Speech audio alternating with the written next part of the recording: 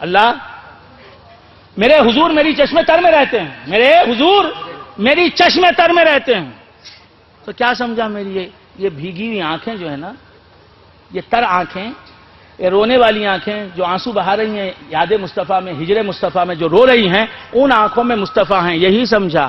یہ تو سب سمجھتے ہیں، بچہ بھی سمجھتا، مولوی بھی سمجھتا، جاہل بھی سمجھتا، عارف بھی سمجھتا. نہ سمجھی ہوئی بات سمجھنا ہے تو کسی پیر کا دامن تھام لو. مگر پیر ہو واقعی پیر، برائے نام پیر نہیں چاہیے. وہ پیر نہیں، وہ تو گمراہ کن ہے.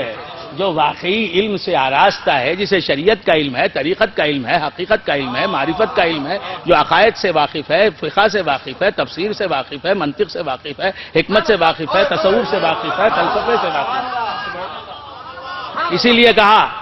اسی لیے کہا کہ عارفین کا قول ہے، عرفا فرماتے ہیں کہ جاہل پیر شیطان کا مسخرہ ہوتا ہے. جاہل پیر جو علم ظاہر سے نابلد ہو وہ پیر ہی نہیں. ہمارا پیر ایسا پیر نہیں. ہمارا پیر اس نے عمر بھر علم ظاہر کا بھی درس دیا اپنے مریدوں کو، علم باطن بھی پڑھایا. علم باطن سے پہلے میں ان کا مرید، میں ان کا شاگرد. مجھ سے پوچھئے، پہلے تو علم ظاہر کو مار مار کے پڑھایا، پھر اس کے بعد علم باطن میں منہ کھولا میرے سامنے. جب تک میں علم ظاہر میں کامیاب نہیں ہوا مجھے بھگا دیتے تھے.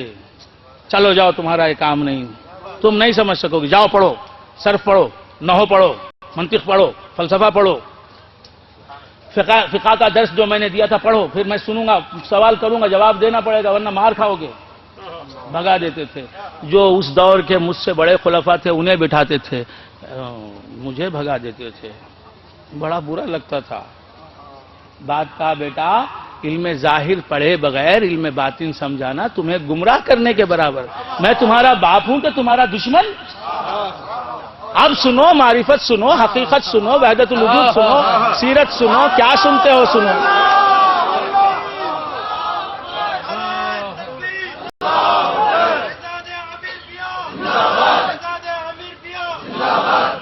تو بندگان خدا عرض کر رہا تھا، کیا عرض کر رہا تھا؟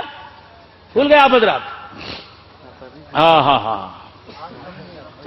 میرے حضور میری چشمے تر میں رہتے ہیں. شیخ الاسلام کا شعر ہے، عام شاعر کا شعر نہیں، یہ کسی شاعر کا شعر نہیں، یہ صاحب حال بزرگ کا شعر ہے. تو میرے حضور میری چشمے تر میں رہتے ہیں کا مطلب کیا؟ حضور کے جلوے میری آنکھوں میں رہتے ہیں. میں زمین پر لوگ کہتے ہیں کہ میں زمین کو دیکھتا ہوں، لوگ کہتے ہیں میں زمین کو دیکھتا ہوں، مجھے معلوم کہ میں حضور کا جلوہ دیکھتا ہوں. لوگ کہتے ہیں کہ میں چاند کو دیکھتا ہوں، مجھ سے پوچھے کوئی، میں چاند کو تھوڑی دیکھتا ہوں. جو مصطفیٰ کو دیکھنے کا مزہ چکھ لے وہ چاند کو دیکھے، وہ سورج کو دیکھے، وہ زمین کو دیکھے، وہ آسمان کو دیکھے. ارے وہ اپنے پیر کو دیکھے نہیں، وہ اپنے پیر کو بھی نہیں دیکھتا. پیر آئینہ مصطفیٰ ہوتا ہے. اس لیے